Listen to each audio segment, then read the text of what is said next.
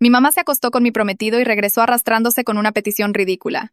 Mi mamá me jaló a un lado durante la cena de ensayo y me dijo: me acosté con Roberto la semana pasada. Roberto era mi prometido de 4 años. Pensé que estaba haciendo algún tipo de broma de mal gusto hasta que vi la culpa en sus ojos. Simplemente pasó. No queríamos que sucediera. Ella hasta trató de tomar mi mano como si fuéramos a conectar sobre esto. Encontré a Roberto afuera fumando con sus padrinos. Cuando lo confronté, ni siquiera lo negó. Solo se encogió de hombros y dijo que mi mamá se le había insinuado y que él fue débil. Como si acostarse con tu futura suegra fuera equivalente a comerte un pedazo extra de pastel. Cancelé la boda esa noche. Mandé un mensaje masivo a todos los invitados diciendo que se cancelaba por diferencias irreconciliables. Me mudé de nuestro departamento al día siguiente mientras Roberto estaba en el trabajo, los bloqueé a ambos de todo y empecé a reconstruir mi vida. El ascenso que había estado posponiendo para concentrarme en planear la boda de repente se volvió mi prioridad. En 6 meses, era gerente regional ganando el doble de lo que ganaba Roberto. Compré una casa en La Condesa y adopté 2 gatos rescatados. Empecé terapia y me uní a un grupo de senderismo donde conocí amigos de verdad que no eran tóxicos. Mi terapeuta me ayudó a darme cuenta de que mi mamá había estado compitiendo conmigo toda mi vida, usando ropa inapropiada en mis graduaciones, coqueteando con mis novios de la prepa. Esta fue solo su mayor traición hasta ahora. Hice el duelo por la madre que nunca tuve realmente y empecé a construir límites. 8 meses después de la boda cancelada, mi mamá apareció en mi oficina. No para disculparse, sino con lágrimas rodando por su cara pidiendo ayuda. Había estado tratando de contactarme por semanas, pero la había bloqueado en todos lados. Necesito que hables con Roberto por mí. Apretó un pañuelo dramáticamente. No contesta a mis llamadas. El descaro me hizo reír en voz alta. Ella había destruido mi compromiso y ahora quería que arreglara su relación con mi ex. Pero no había terminado. Explicó que ella y Roberto habían estado viéndose desde que se canceló la boda, que estaban enamorados, que la edad solo era un número. Necesito que seas mi dama de honor. Lo dijo con toda seriedad. ¿Te vas a casar con mi ex prometido? No podía creer lo que estaba escuchando. Somos almas gemelas. Tienes que entender. Y tú todavía tienes todos esos contactos de proveedores. El salón tal vez nos dé la misma fecha ya que cancelaste a última hora. Quería usar mi salón de bodas. Mis proveedores. Mis planes. Ya le había dicho a la familia que yo la apoyaba y estaba feliz por ellos. Publicó en Facebook sobre qué tan madura estaba siendo. Incluso usó las locaciones para fotos de compromiso que yo había buscado. Solo cortándome a mí e insertándose a ella. La familia piensa que es hermoso cómo estamos manejando esto. Sacó su celular para mostrarme. Mira, traigo el anillo de tu abuela. Roberto dijo que querrías que yo lo tuviera. El anillo que yo había usado por 6 meses. El que mi abuela moribunda me había dado específicamente. Ahora en el dedo de mi mamá mientras planeaba casarse con mi ex. Quería gritar, pero me mantuve calmada. Le dije que necesitaba tiempo para procesar esta petición. Por las siguientes 2 semanas me bombardeó con mensajes sobre ir de compras por el vestido, probar pasteles y planear la despedida de soltera. Me mandaba links de vestidos de madre de la novia preguntando si pensaba que eran muy juveniles para ella. Quería al mismo fotógrafo, las mismas flores, todo lo que yo había planeado. Hiciste un trabajo tan bonito planeando antes. ¿Por qué desperdiciarlo? Me mandó mensaje a las 2 de la mañana. Me reuní con mi amiga que era organizadora de eventos. Pasamos horas elaborando la respuesta perfecta. Contacté a familiares y descubrí que había estado mintiendo extensamente. Les dijo que yo le había rogado que se quedara con Roberto, que me había dado cuenta de que no éramos compatibles y los empujé a estar juntos. Mi tía reveló que mamá había estado persiguiendo a Roberto durante toda nuestra relación, apareciendo en su gimnasio, mandándole mensajes constantemente, consiguiendo su ayuda con reparaciones de la casa cuando yo viajaba por trabajo. La seducción había estado en marcha por años. Documenté todo y me preparé para la confrontación. Nos encontramos en un restaurante neutral donde ella inmediatamente empezó a hablar de centros de mesa y preguntó si todavía tenía las muestras de recuerdos para la boda. La dejé divagar por exactamente 5 minutos. Luego deslicé mi celular por la mesa mostrando una publicación de Facebook que acababa de publicar. Detallaba exactamente lo que pasó. Cómo se acostó con mi prometido. Cómo ahora estaba tratando de usar mis planes de boda. Cómo le había mentido a todos sobre mi apoyo. Borra eso inmediatamente. Agarró mi teléfono. ¿Cómo pudiste hacerme esto? De la misma forma que tú me lo hiciste a mí. Públicamente y sin remordimiento. Retiré mi teléfono. Empezó a llorar sobre su reputación. Cómo estaba arruinando su felicidad. Cómo Roberto la dejaría si había drama. Pero me levanté para irme hasta que ella agarró mi muñeca desesperada. Espera. Hay algo más. Estoy embarazada. Roberto no lo sabe todavía. Por favor. Me quedé viendo a mi mamá a través de la mesa del restaurante. Sus palabras sobre estar embarazada pegándome como un segundo golpe después del primero. Ella observa mi cara con esta mirada desesperada, esperando que yo reaccione, que diga algo que haga esto ok para ella. No le di la satisfacción. Mis manos agarran el borde de la mesa porque están temblando, y me niego a dejarla ver cuánto me sacude esta noticia. El embarazo se siente como otra arma que está sacando. Otra forma de arrastrarme de vuelta a su caos cuando he trabajado tan duro para liberarme. Alcanza la mesa como si fuera a agarrar mi mano otra vez, pero retiro la mano rápido. Me levanto y mi silla raspa fuerte contra el piso. Ella empieza a hablar rápido sobre cómo necesita mi apoyo. ¿Cómo se supone que la familia está ahí para el otro? ¿Cómo soy la única que puede ayudarla a descifrar cómo decirle a Roberto? La interrumpo y le digo que necesito irme y pensar sobre lo que acaba de decirme. Mi voz sale firme aunque todo dentro de mí se siente como si se estuviera rompiendo otra vez. Ella agarra mi muñeca mientras recojo mi bolsa y retiro mi brazo más fuerte de lo que pretendía. Junto mi celular y llaves y camino hacia la salida del restaurante sin voltear a verla. Detrás de mí escucho que llama mi nombre, pero sigo caminando, empujando la puerta y saliendo al estacionamiento. El aire frío golpea mi cara y me doy cuenta de que estoy respirando muy rápido, casi jadeando. Llego a mi coche y me meto adentro, cerrando las puertas inmediatamente como si ella pudiera perseguirme. No lo hace. A través de la ventana del restaurante puedo verla todavía sentada en nuestra mesa con su cabeza entre sus manos. Me siento ahí por 20 minutos antes de que pueda siquiera poner la llave en el encendido. Mi mente sigue corriendo pensando en lo que significa este embarazo. Mi mamá va a tener un bebé con mi ex prometido. Voy a tener un medio hermano que técnicamente no es nada para mí porque Roberto y yo ya no estamos juntos. Toda la situación está tan jodida que casi quiero reír, excepto que nada de esto es gracioso. Saco mi celular y le mando mensaje a Mari preguntando si puede venir esta noche porque necesito hablar con alguien en quien confío. Ella contesta en 2 minutos diciendo que estará ahí a las 7 con vino y comida. Finalmente enciendo mi coche y manejo a casa en automático, apenas recordando las vueltas que tomo para llegar a mi casa. Mis gatos me reciben en la puerta maullando por su cena como si este fuera un día normal. Los alimento y luego solo me siento en mi sillón viendo nada hasta que Mari toca. Llega exactamente a las 7 cargando 2 botellas de vino y una bolsa de comida tailandesa. Me ve la cara y inmediatamente me jala a un abrazo. No lloro, pero me aferro a ella por un largo minuto antes de entrar. Nos sentamos en mi mesa de cocina y le cuento sobre el embarazo mientras ella abre el vino y empieza a desempacar contenedores de pad thai y rollitos primavera. Veo su expresión cambiar de shock a enojo a esta mirada estratégica enfocada que tiene cuando está planeando eventos. Me hace preguntas específicas sobre lo que dijo mi mamá, qué quiere de mí si Roberto ya lo sabe. Contestó todo mientras picoteo mi comida, sin realmente tener hambre pero comiendo de todos modos porque Mari sigue empujando los contenedores hacia mí. Pasamos las siguientes 3 horas mapeando lo que significa este embarazo legal y emocionalmente. Mari saca su laptop y empieza a hacer notas como si estuviera planeando uno de sus eventos, excepto que esta es mi vida que estamos organizando. Sugiere que necesito hablar con su mamá, la licenciada Morales, que se especializa en derecho familiar. He conocido a la licenciada Morales 2 veces en cenas familiares de Mari y parecía aguda y amable. Mari le manda mensaje ahí mismo preguntando si puede verme esta semana. La licenciada Morales responde diciendo que puede hacerme espacio el jueves por la tarde. Me di cuenta sentada ahí con la ayuda de Mari que necesito orientación profesional para navegar esta situación sin que me jalen de vuelta al caos de mi mamá. Esto no es algo que pueda manejar sola solo bloqueando números de teléfono y evitando lugares. Mi mamá está embarazada y esa va a ser una conexión permanente lo quiera o no. Mari se queda hasta casi medianoche ayudándome a escribir todo lo que pasó esta noche para que tenga un registro claro. Me hace prometer que le mandaré mensaje mañana y que llame si mi mamá intenta contactarme otra vez. Después de que se va, tomo una ducha larga y trato de dormir, pero sigo viendo la cara de mi mamá cuando me dijo sobre el embarazo. Esa mezcla de desesperación y manipulación. A la mañana siguiente, llamo a la oficina de mi terapeuta tan pronto abren y explico que necesito una sesión de emergencia. La recepcionista pregunta si estoy en crisis y digo que no, pero necesito hablar con alguien hoy si es posible. Me pone en espera y regresa diciendo que mi terapeuta tuvo una cancelación a las 3 esa tarde. La tomo inmediatamente y reorganizo mi horario de trabajo para que suceda. En la sesión me siento en la silla familiar frente a mi terapeuta y le cuento sobre la confrontación en el restaurante y el anuncio del embarazo. Ella escucha sin interrumpir tomando notas ocasionalmente. Cuando termino me pregunta cómo me siento sobre las noticias y me doy cuenta de que ni siquiera lo sé. Enojada, definitivamente, herida de que mi mamá siga encontrando nuevas formas de traicionarme. Preocupada sobre lo que esto significa para mis límites y mi paz. Trabajamos a través de mi shock inicial y ella me ayuda a identificar este anuncio de embarazo como otra forma de control y búsqueda de atención de mi mamá. Señala cómo mi mamá esperó hasta después de que publiqué la verdad en Facebook para decirme, usando el embarazo como una forma de jalarme de vuelta cuando estaba poniendo límites. Mi terapeuta me pregunta qué creo que le debo a mi mamá y digo nada. Ella asiente y dice, así es. No le debo nada a mi mamá, incluyendo mi energía emocional o involucramiento en sus decisiones. Pasamos el resto de la sesión hablando sobre cómo se ven los límites saludables cuando miembros de la familia hacen decisiones que no apoyas.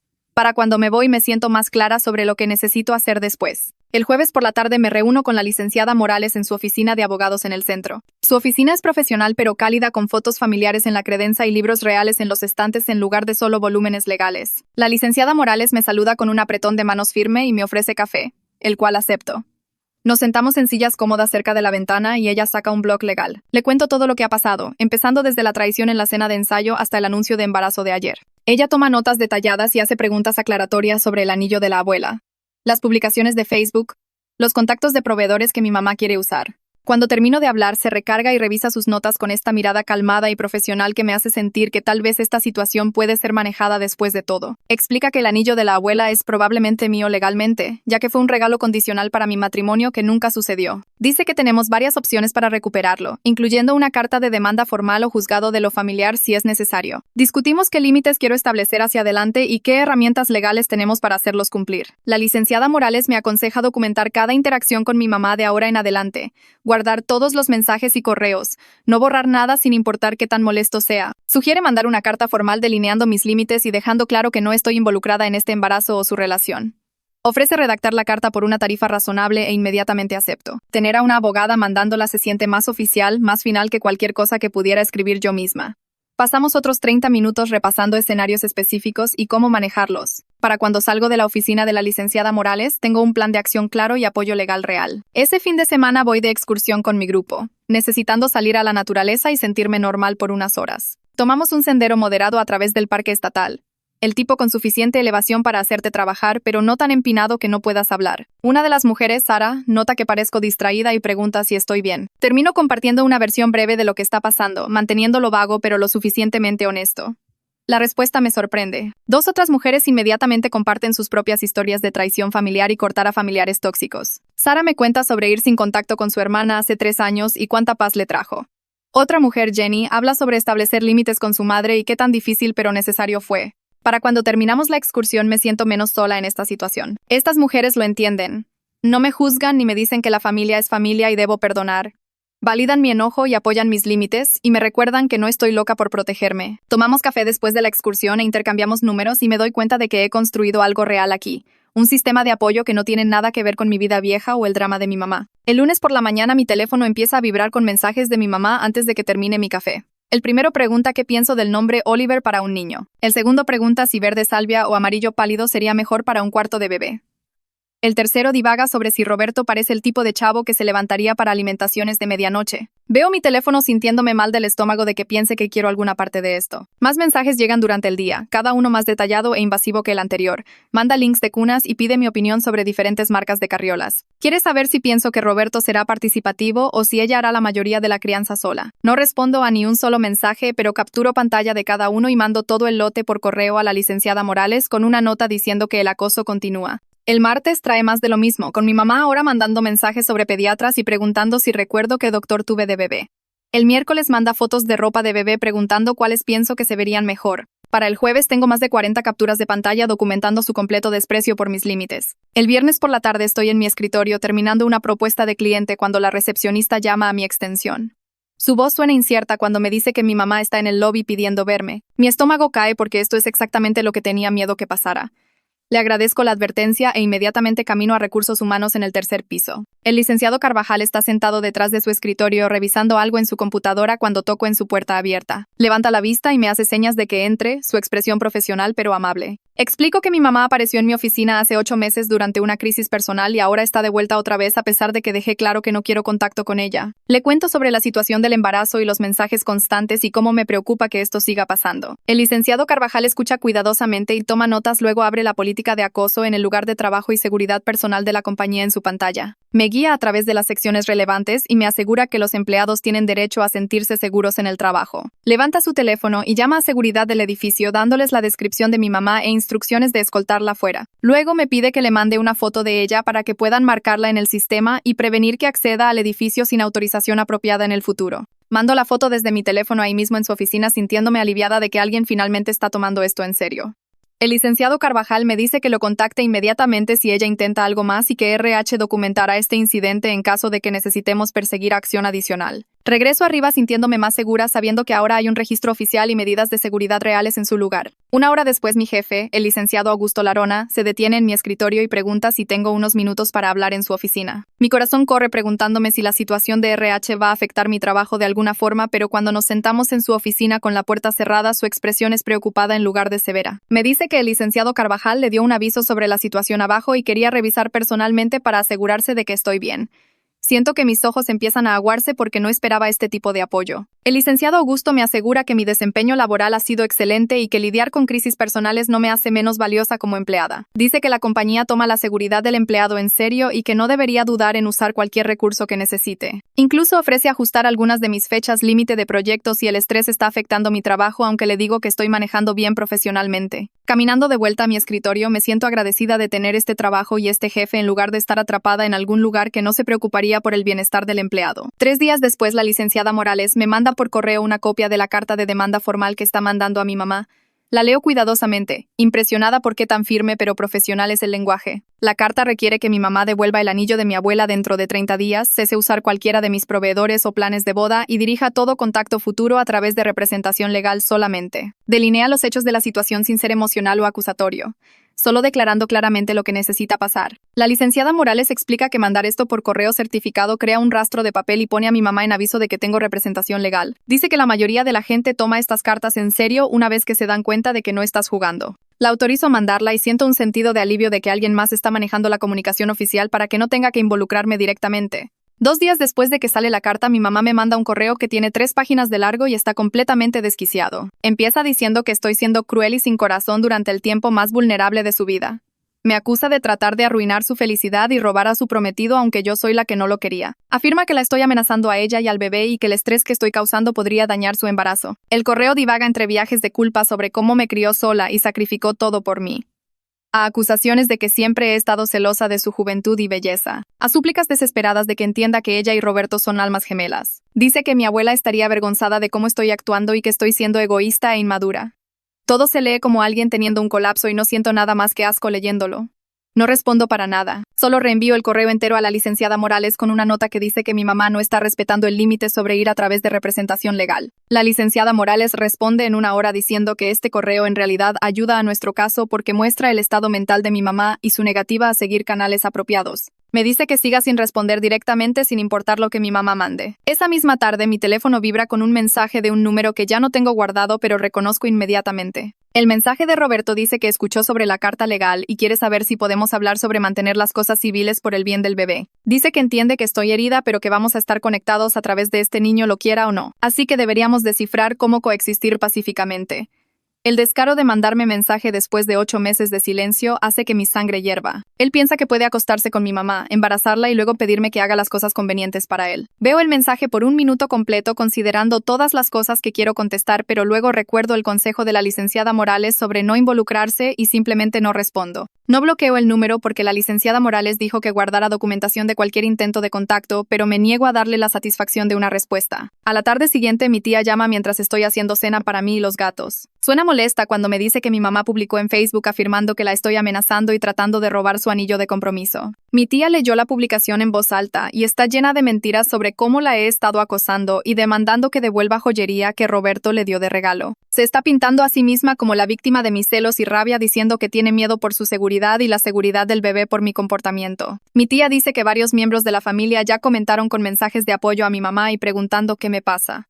Me siento furiosa de que esté esparciendo estas mentiras públicamente, pero me obligo a mantenerme calmada. Llamo a la licenciada Morales inmediatamente y ella escucha la situación, luego me aconseja dejar que mi mamá siga cavando su propio hoyo con mentiras mientras construimos nuestro caso factual. Me recuerda que tenemos documentación de todo, incluyendo la carta de demanda que claramente establece que el anillo pertenecía a mi abuela. Dice que la gente que miente públicamente usualmente termina siendo atrapada y es mejor dejar que eso pase naturalmente que involucrarse en una guerra de Facebook, pero no puedo dejar que estas mentiras se queden sin decir nada. Paso la tarde redactando y redactando una respuesta tratando de mantenerla breve y factual sin ser emocional o acusatoria. Finalmente me decido por una declaración simple que dice que el anillo en cuestión pertenecía a mi abuela y me fue dado antes de que falleciera y que he pedido su devolución a través de mi abogada como es mi derecho legal. Lo publico en mi propia página de Facebook, no etiqueto a nadie y lo mantengo completamente neutral en tono. Luego cierro sesión de redes sociales completamente porque no quiero ver cualquier respuesta que mi mamá publique o lo que otros miembros de la familia digan. En 1 hora mi teléfono empieza a recibir notificaciones de mensajes privados y me obligo a esperar hasta la mañana para revisarlos. Al día siguiente abro Facebook para encontrar mensajes de varios miembros de la familia de los que no he sabido en años.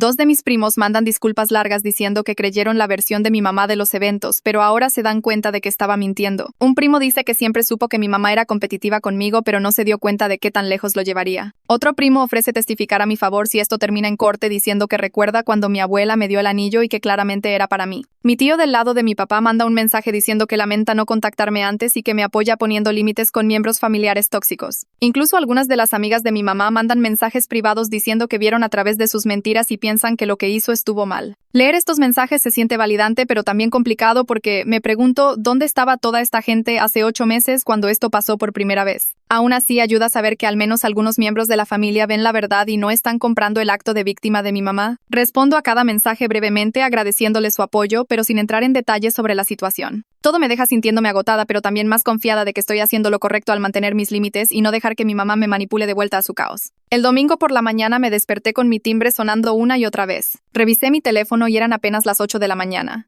El timbre siguió y luego escuché la voz de mi mamá llamando a través de la puerta pidiendo que por favor abriera y hablara con ella. Me quedé en la cama con mi corazón corriendo y agarré mi teléfono para empezar a grabar. Siguió hablando sobre cómo solo quería explicar las cosas y cómo estaba siendo injusta al cerrarla durante un tiempo tan importante en su vida. Dijo que necesitaba a su hija ahora y que se supone que la familia se apoya mutuamente sin importar qué. Grabé 3 minutos completos de ella suplicando y haciéndose sonar como la víctima antes de que finalmente se rindiera y se fuera. Mandé el archivo de audio a la licenciada Morales de inmediato con un mensaje explicando que mi mamá había violado la carta de demanda al aparecer en mi casa. La licenciada Morales me llamó de vuelta en 1 hora aunque era domingo.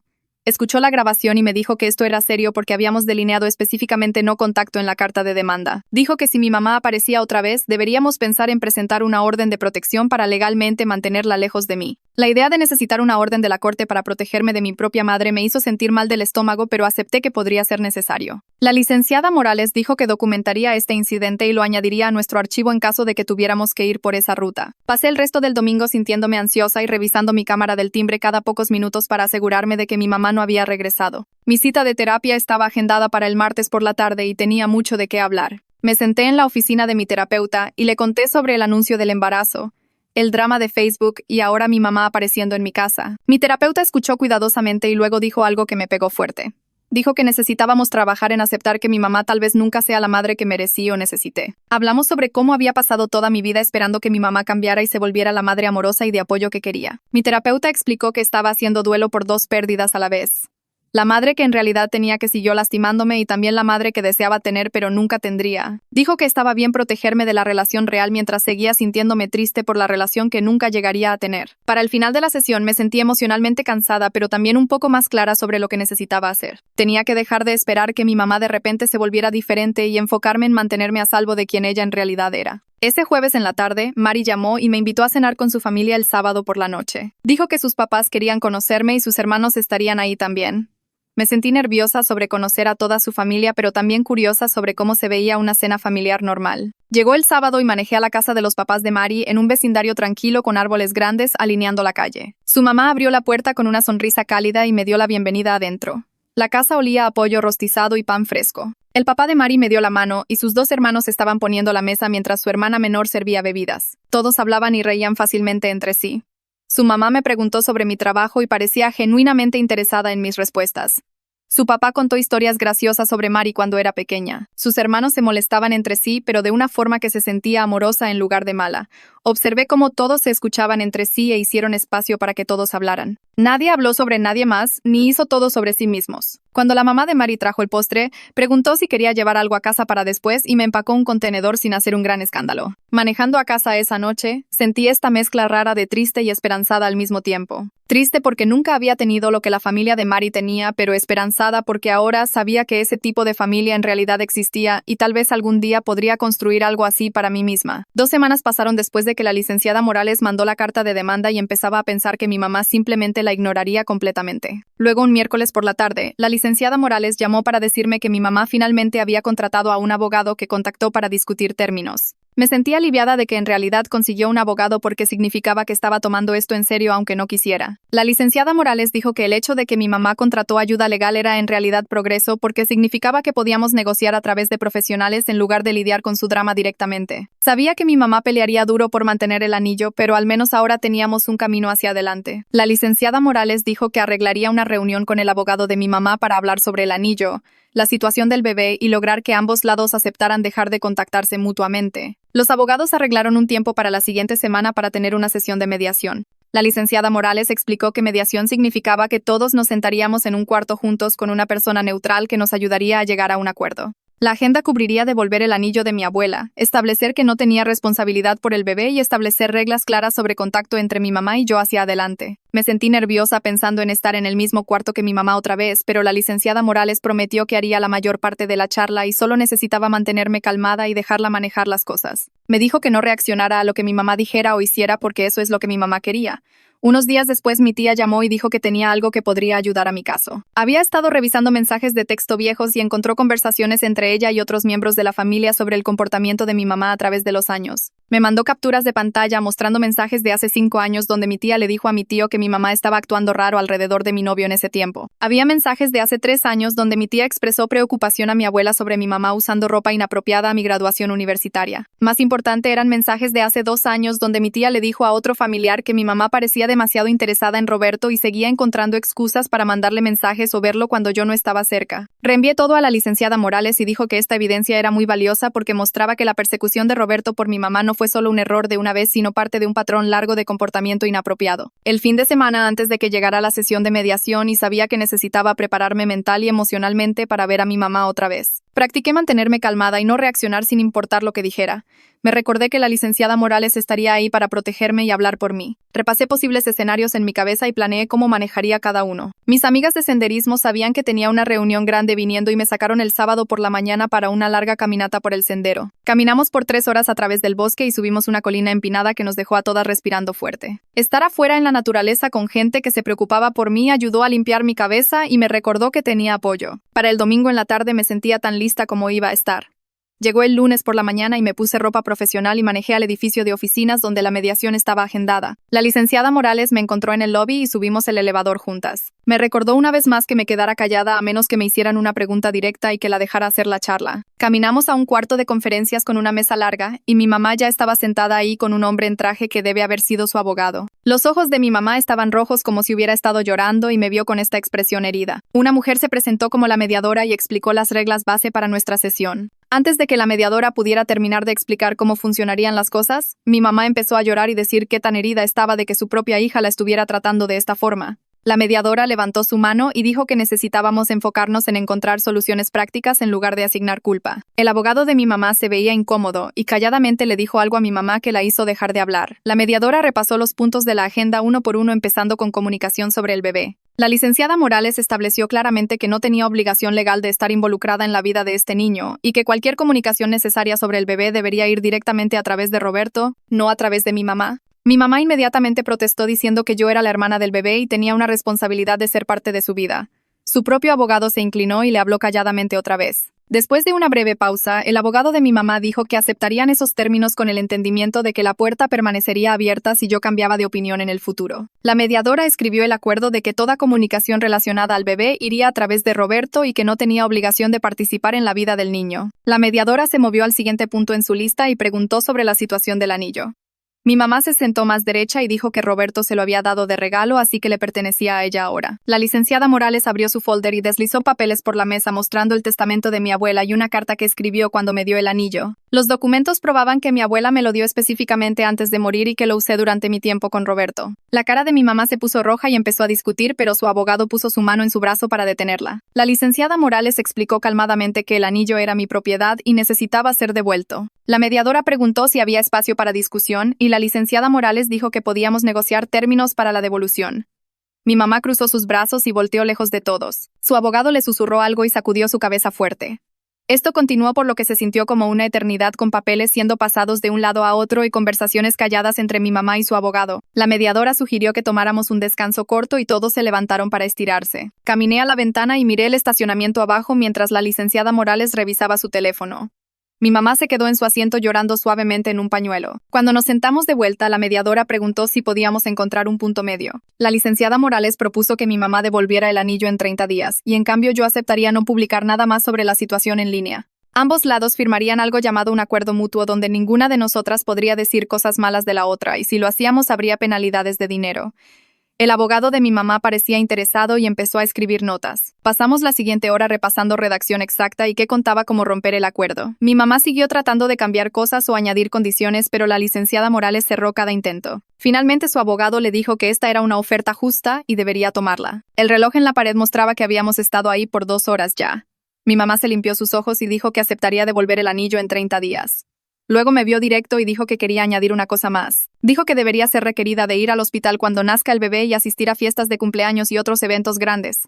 Sentí todo mi cuerpo tensarse y empecé a decir que no, pero la licenciada Morales habló primero. Dijo absolutamente no, y que tenía todo el derecho de poner mis propios límites sobre involucramiento. La mediadora asintió y dijo que apoyaba mi derecho de escoger mis propios límites con el bebé. El abogado de mi mamá se veía incómodo y calladamente le dijo a mi mamá que no podía forzarme a tener una relación con el niño. Mi mamá argumentó que estaba siendo egoísta y el bebé merecía conocer a su hermana. La licenciada Morales recordó a todos que Roberto era el padre y cualquier problema sobre el bebé debería ir a través de él.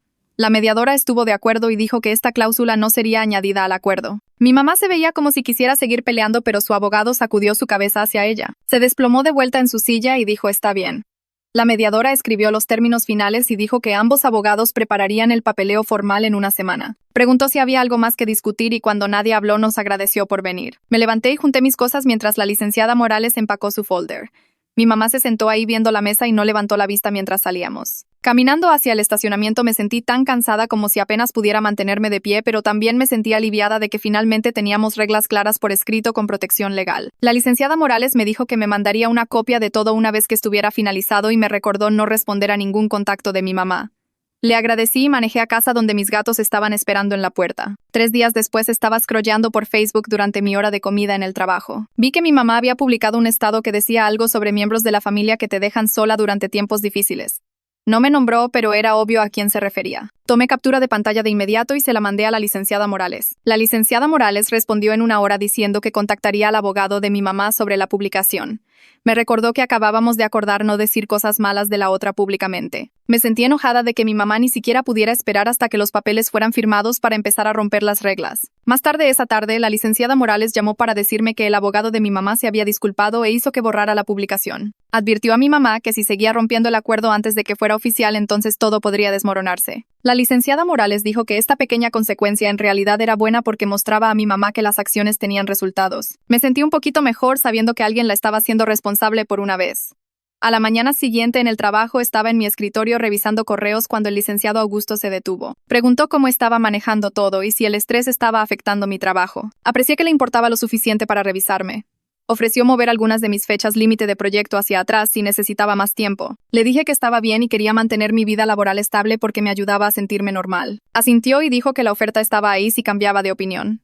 Tener su apoyo me hizo sentir menos sola, aunque no necesité los cambios de fecha límite. Ese jueves tuve mi cita regular de terapia y pasamos toda la sesión hablando sobre la mediación. Le conté a mi terapeuta sobre cómo la licenciada Morales habló por mí y manejó los intentos de mi mamá de manipular la situación. Mientras hablábamos, empecé a ver que me sentí fuerte durante la mediación en lugar de débil. Tener a la licenciada Morales ahí para protegerme me mostró que no tenía que lidiar con los juegos de mi mamá directamente. Mi terapeuta dijo que este era crecimiento importante y que estaba aprendiendo que podía poner límites sin sentirme culpable. Para el final de la sesión, me sentí orgullosa de cómo manejé todo. El siguiente lunes, un sobre grande llegó a mi oficina de la firma de abogados de la licenciada Morales. Adentro estaba el acuerdo formal con todos los términos que discutimos escritos en lenguaje legal. Tomé mi hora de comida temprano y manejé a la oficina de la licenciada Morales para que pudiéramos repasarlo juntas. Me guió a través de cada sección explicando qué significaba cada parte. La línea de tiempo de devolución del anillo estaba ahí junto con las reglas sobre no publicar en línea y las penalidades de dinero si cualquiera de nosotras rompía esas reglas. Ver todo en blanco y negro hizo que se sintiera más real y final. Firmé mi nombre al final y la licenciada Morales fue testigo de mi firma. Dijo que mi mamá firmaría su copia y luego cada una recibiría una versión final. Me sentí tanto aliviada de que esta parte estuviera hecha como triste de que mi relación con mi mamá hubiera llegado a contratos legales. Esa tarde mi tía llamó y preguntó cómo estaba. Le conté sobre recuperar el anillo y empezó a llorar en el teléfono. Dijo que mi abuela estaría tan orgullosa de mí por defenderme. Luego empezó a compartir memorias de mi abuela. Me contó sobre cómo mi abuela solía preocuparse por la necesidad de atención de mi mamá. Cómo vio la forma en que mi mamá competía conmigo incluso cuando era joven. Mi tía dijo que mi abuela me dio ese anillo específicamente porque quería que tuviera algo que fuera solo mío. Escuchar estas historias me hizo sentir más conectada al amor y fuerza de mi abuela. Mi tía explicó que mi abuela lidiaba con el mismo comportamiento de búsqueda de atención de mi mamá toda su vida. Dijo que mi abuela solía preocuparse por cómo mi mamá competía conmigo por todo. Mi tía y yo hablamos por casi una hora sobre historia familiar que nunca supe y para el final me sentí más conectada a la memoria de mi abuela que nunca antes. Antes de colgar acordamos tener cena juntas pronto para que pudiera ver el anillo en persona. Fui a la cama esa noche con la caja del anillo en mi mesa de noche sintiéndome como si hubiera reclamado algo importante. La siguiente semana me sumergí en la presentación de la cuenta Henderson que había estado en mi escritorio por meses. Trabajé tarde 3 noches seguidas armando análisis de mercado y proyecciones de crecimiento que mostraban exactamente cómo nuestros servicios podrían duplicar su ingreso en 18 meses. Para el jueves tenía una presentación que se sentía sólida y confiada. La reunión con el cliente fue mejor de lo esperado y firmaron un contrato de 3 años con un valor mayor que cualquier negocio que nuestra región había cerrado en todo el año. El licenciado Augusto llamó a una reunión de equipo la siguiente tarde y anunció la victoria de Henderson frente a todos. Dijo que mi trabajo en este proyecto mostró exactamente el tipo de liderazgo que nuestra compañía valoraba y que debería estar orgullosa de lo que logré mientras lidiaba con desafíos personales. Mis compañeros de trabajo aplaudieron y algunos se acercaron después para felicitarme. Me sentí genuinamente bien sobre mantener mi vida profesional aunque todo más se sintiera complicado. 2 meses pasaron con el trabajo manteniéndome ocupada y mi vida personal manteniéndose tranquila. Mi tía llamó una tarde y dijo que tenía algo que darme. Manejé a su casa al día siguiente y me entregó un sobre color crema con mi nombre escrito en la letra de mi mamá. Adentro había una invitación de baby shower con ositos y listones azul pastel impresos. El shower estaba agendado para 3 semanas después en un restaurante del que nunca había oído. Miré la tarjeta sintiéndome mayormente vacía por dentro. Mi tía observó mi cara y preguntó qué quería hacer. Le dije que mandaría un regalo a través del registro, pero no asistiría. Asintió y dijo que entendía completamente. Fui a casa y encontré el registro en línea y ordené un monitor de bebé básico y algunas pijamitas de colores neutrales. El total llegó a como $1.5, lo cual se sintió apropiado para una situación tan extraña. Una semana después de que mandé el regalo, mi teléfono vibró con un mensaje de alguien de quien no había sabido en más de un año. Era Jake, que solía ser amigo tanto mío como de Roberto antes de que todo se desmoronara. El mensaje decía que Roberto quería hablar sobre límites una vez que llegara el bebé y preguntaba si estaría dispuesta a reunirme. Miré el mensaje por mucho tiempo antes de responder que me reuniría una vez en una ubicación neutral para discutir asuntos prácticos solamente. Jake mandó de vuelta el nombre de una cafetería a medio camino entre donde Roberto vivía y mi casa. Acordamos el siguiente sábado a las 10 de la mañana. Le conté a mi terapeuta sobre la reunión en nuestra sesión esa semana, y me ayudó a preparar qué límites necesitaba comunicar claramente. Escribí 3 puntos principales en mi teléfono para no olvidarlos durante la conversación. El sábado por la mañana llegué a la cafetería 5 minutos antes y ordené té mientras esperaba. Roberto entró exactamente a tiempo viéndose incómodo en jeans y una camisa de botones arrugada. Había ganado peso y su cabello estaba más largo de lo que solía tenerlo. Nos sentamos en una mesa de esquina lejos de otros clientes e inmediatamente empezó a disculparse por contactarme. Lo interrumpí y dije que estábamos ahí para discutir límites prácticos, no para repasar el pasado. Asintió y dobló sus manos en la mesa. Establecí mis términos claramente. No tenía obligaciones hacia este niño en absoluto. No me llamarían tía ni me incluirían en eventos familiares. Cualquier contacto futuro tenía que ir directamente a través de él y solo si era absolutamente necesario. Aceptó todo sin discutir. Luego hizo algo que me sorprendió. Dijo que no había pensado en las consecuencias de sus acciones y que fue débil y egoísta y destruyó algo bueno. La disculpa se sintió genuina aunque no cambió nada sobre lo que pasó. Le dije que aceptaba su disculpa porque quería cerrar este capítulo con tanta paz como fuera posible. Terminamos nuestro café en silencio y salimos por puertas separadas. Un mes después, mi tía me mandó un mensaje a las 6 de la mañana diciendo que mi mamá había entrado en labor temprano y dio a luz a un bebé saludable. Adjuntó una foto de un recién nacido pequeño y arrugado con cabello oscuro usando un gorrito azul de hospital. Miré la foto y sentí como si estuviera observando la situación familiar de alguien más en lugar de la mía. La distancia se sintió extraña pero también protectora. Le mandé mensaje a mi tía de vuelta diciendo que estaba contenta de que todos estuvieran saludables. 3 días después del nacimiento, mi bandeja de entrada de correo mostró un nuevo mensaje de la dirección de mi mamá. La línea de asunto decía: por favor, lee esto. Lo abrí y encontré 6 párrafos sobre cómo quería que conociera a mi medio hermano y fuera parte de su vida. Escribió que la familia era importante y que me arrepentiría de perderme de conocerlo. No respondí, pero reenvié el mensaje entero a la licenciada Morales. Mandó una respuesta breve en 1 hora recordándole a mi mamá que nuestro acuerdo especificaba contacto mínimo que respetara mis límites. En mi siguiente sesión de terapia traje los sentimientos complicados sobre tener un medio hermano que también era el hijo de mi ex prometido. Mi terapeuta escuchó cuidadosamente y luego dijo algo que me ayudó a sentirme menos culpable. Explicó que podía desearle bien al niño sin estar involucrada, y que proteger mi paz importaba más que cumplir las expectativas de otras personas. Hablamos sobre cómo no elegí esta situación y no era responsable de arreglarla. 3 meses pasaron sin contacto de mi mamá excepto por un intento a través de su abogado. El mensaje preguntaba si estaría dispuesta a hacer una sesión de terapia conjunta para trabajar hacia posible reconciliación más adelante. Me sorprendió que estuviera en terapia para nada. Después de pensarlo por una semana le dije a la licenciada Morales que aceptaría una sesión con reglas base estrictas. La agendamos para el siguiente mes con una consejera neutral que se especializaba en alejamiento familiar. El día de la sesión llegué 10 minutos antes al edificio de oficinas de la terapeuta. Mi mamá apareció justo a tiempo viéndose cansada y más vieja de lo que recordaba. La consejera era una mujer en sus 50 segundos con cabello gris y una presencia calmada. Explicó las reglas base sobre comunicación respetuosa y luego le pidió a mi mamá que empezara compartiendo qué la trajo a terapia. Mi mamá habló por casi 15 minutos sobre sentir miedo de envejecer y perder su importancia en las vidas de las personas. Admitió que había competido conmigo desde que era joven porque se sentía amenazada por mi juventud y éxito. Dijo que acostarse con Roberto fue lo peor que hizo y entendía por qué la corté. Fue lo más honesta que había sido conmigo sobre sus motivaciones e inseguridades. La consejera preguntó cómo me sentía escuchando esto y dije que me ayudó a entender sus decisiones aunque no borraba el daño. La consejera preguntó qué necesitaba hacia adelante y expliqué que una conversación honesta no podía arreglar años de daño. Le dije a mi mamá que la confianza se reconstruye a través de acciones con el tiempo, no a través de palabras en un cuarto de terapia. Asintió y se limpió los ojos con un pañuelo. Acordamos intentar mantener contacto mínimo con reglas estrictas sobre respetar mis límites. Mi tía sería la intermediaria para cualquier actualización o comunicación necesaria. Mi mamá aceptó dejar de aparecer en mi casa o trabajo. Acepté intercambiar mensajes breves ocasionales a través de mi tía sobre eventos de vida mayores.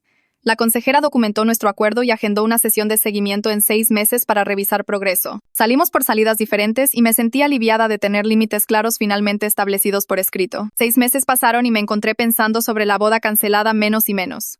Una tarde contacté a la fotógrafa que se suponía dispararía mi día de boda original. Expliqué que quería hacer un proyecto creativo personal en su lugar. Nos encontramos en una cafetería y compartí mi idea sobre documentar mi vida reconstruida como una forma de convertir algo doloroso en arte. Le encantó el concepto inmediatamente y sugirió que pasáramos un día completo tomando fotos en mi casa y alrededor del vecindario. El siguiente sábado llegó con su equipo y pasamos horas capturando mi espacio. Fotografió a mis gatos descansando en las ventanas soleadas de la sala. Tomamos fotos de mis botas de senderismo junto a la puerta y mis premios de trabajo en el estante. Me tomó fotos cocinando en mi cocina y leyendo en mi sillón y cuidando el pequeño jardín de hierbas en mi balcón. Caminamos por la Condesa y me capturó en mi cafetería y librería favoritas. Toda la experiencia se sintió sanadora y empoderadora. Editó las fotos en una hermosa serie que celebraba mi independencia y fuerza. Enmarqué varias impresiones y las colgué en mi casa como recordatorios de qué tan lejos había llegado. Un año después de cancelar mi boda hice un balance de mi vida y me sentí genuinamente orgullosa. El anillo de mi abuela estaba a salvo en mi joyero donde pertenecía. Mi carrera continuaba prosperando y acababa de recibir otro ascenso. Mis amistades se sentían reales y de apoyo. Mi casa me pertenecía completamente y reflejaba mi gusto y personalidad. Mi mamá y yo manteníamos contacto distante pero civil a través de mi tía con actualizaciones breves ocasionales. Mandó una foto de mi medio hermano en su primer cumpleaños y la miré sin sentir mucha emoción de cualquier forma. Roberto se enfocó en ser padre de su hijo y no tuvimos contacto directo. Algunos miembros de la familia todavía me evitaban en reuniones mientras otros se disculparon por creer las mentiras de mi mamá. Acepté que no podía controlar cómo otros veían la situación. Mi terapeuta y yo empezamos a trabajar en salir con alguien otra vez cuando me sintiera lista. Salí en algunas citas casuales con gente de mi grupo de senderismo y disfruté conocer gente nueva sin presión. Me sentí emocionada sobre mi futuro en formas que nunca experimenté antes de la traición. Todo el desastre me había forzado a construir una vida basada en mis propias decisiones en lugar de tratar de complacer a otros. El anillo de mi abuela me recordaba que vengo de mujeres fuertes que sobrevivieron cosas difíciles. Había sobrevivido algo que pudo haberme destruido y me volví más fuerte a través del proceso. Me sentí orgullosa de los límites que puse y la vida que construí y la mujer en la que me convertí a través de todo ese crecimiento doloroso. Así que sí, esa es toda la cosa. Nada muy elegante. Solo una historia rápida para compartir. Gracias por escuchar. De verdad se siente como platicar con un amigo. Regresen la próxima vez si quieren pasar el rato otra vez.